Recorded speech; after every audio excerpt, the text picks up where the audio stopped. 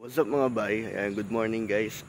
Bagong gising and bagong araw na naman to. Bagong vlog sa wakas. So ayun, ito ngayon si It po natin ngayon, ang ating Project Mio. Ngayon magba-vlog tayo ng auto ng ating kaibigan. Siya ay naka Honda Civic na bigote. Kaya mamaya alamin natin kung ano yung kotse niya. And samahan nyo ako sa kanyang Honda Civic. Yan, tayo nyo yung vlog natin na to. So stay tuned. Keep watching guys. Please like, comment, and subscribe. Let's go. Hello guys, what's up mga bay? Andito tayo ngayon sa kotse ni Papi Jess. Yan. Ayan, kukunin namin ngayon yung carbon hood niya kay Stage 21. Pina-repair niya.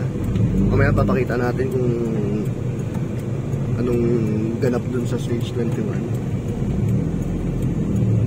Kita siningit pa. Nakasakay na naman tayo dito sa magandang Civic ni Boss Jess ng JDM Auto Parts.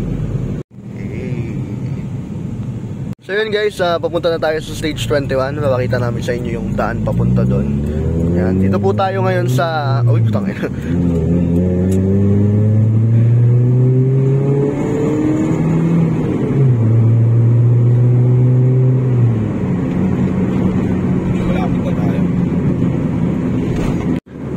Pakita namin sa inyo yung daan. Dito po tayo ngayon sa Orani, Bataan, para malaman nyo din kung pag nagpagawa kayo ng ng carbon nyo, gusto nyo repair, magpapagawa kayo. Ayan, may signage po guys. Ayan, makikita yung signage. Dito po tayo sa highway, malapit lang sa 7-Eleven tsaka LTO ng Orani. Ayan, nandiyan yung Stage 21. Kaso medyo sa mga lower dyan guys, di masyadong risky masyado pag ayan o, tingin nyo naman yung daan guys. Ay, putang ina. Ayun, safe. Hindi pwede kotse ko dito, boy. Hindi pwede si Talong, guys. Mababa chin ko. Yan, ito yung daan papuntang Stage 21. Yan, alam ko kapag gantong carbon na mga nagagawa, malakas yung amoy ng carbon, kaya talagang nilalayo nila sa malakas sa chemical. Nilalayo nila sa mga boy, sa mga public. Maamoy mo pagdating natin, talagang maamoy yung mga nila, chemicals. Sana all magandang shock. Ano ulit shock mo boy? ICS coilovers. Ganda din dito, no? Ito na yan. Ano ko lang yung shades ko. Ayan guys, konting trail lang, tapos nandito na yung Stage 21. Nakalagay naman sa gate nila na Stage 21. Ayan na yung agawaan and warehouse nila. Ayan, makikita nyo. We're here. Ayan, pagawaan no. So yun guys, amoy na amoy dito yung chemical ng So ito na yung hood ni Boss J. Ayan guys.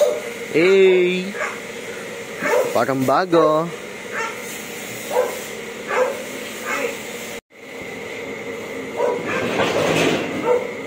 Guys, may chin dito. Hindi ko alam kung anong kotse.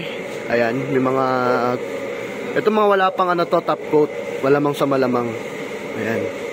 Dami guys. Kung mahilig kayo sa carbon. Ayan. Carbon lodi.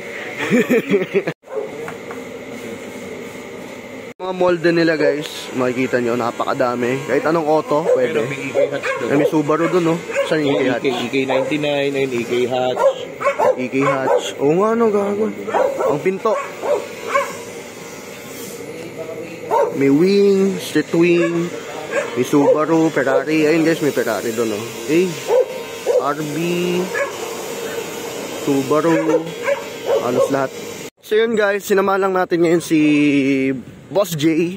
Ilalagay yung hood niya. Ito yung kotse niya. Kung nakikita nyo to sa mga vlog ko, ilalagay lang yung hood niya. Pinaayos niya kasi nung una hindi lapat yung hood. So ayan, ilalagay lang. So yun, ito yung hood niya guys.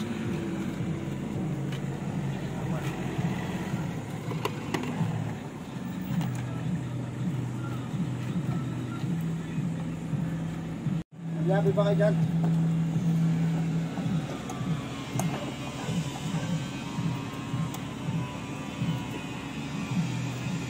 So yun guys, lapat na.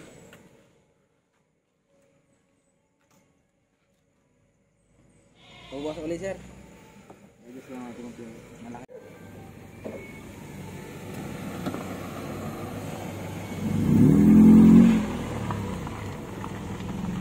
So yun guys, ibabapping na lang yung carbon hood. Tapos okay na. Pinadjust niya lang yung ano, ni Boss J ang hood niya dahil nakalundo, nakaangat. So makita yung fittings niya. Ayan. Ish. Front. Amoy, no?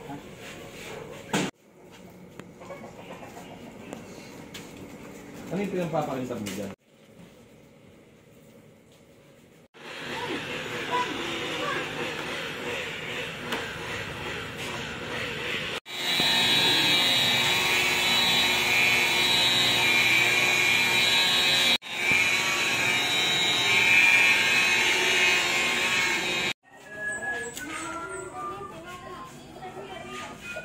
Pwede ka naman alamin. Tapos na ikabit yung carbon load ni Boss J. Papakarwash lang saglit. Kukuha na natin to. Abangan nyo yung next vlog natin. Papakita natin doon yung mga loaded na parts nito. And ang kwento ng coaching to. So abangan nyo yung next video natin. Dito ko muna tatapusin to. Pumunta lang tayo ngayon sa stage 21. Ayan. Hey! Ano, musta naman stage 21? Masaya, masaya? Okay naman. Good sa may presyo. Yung hood natin na-repair na.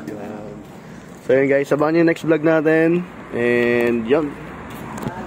This is bye, goodbye.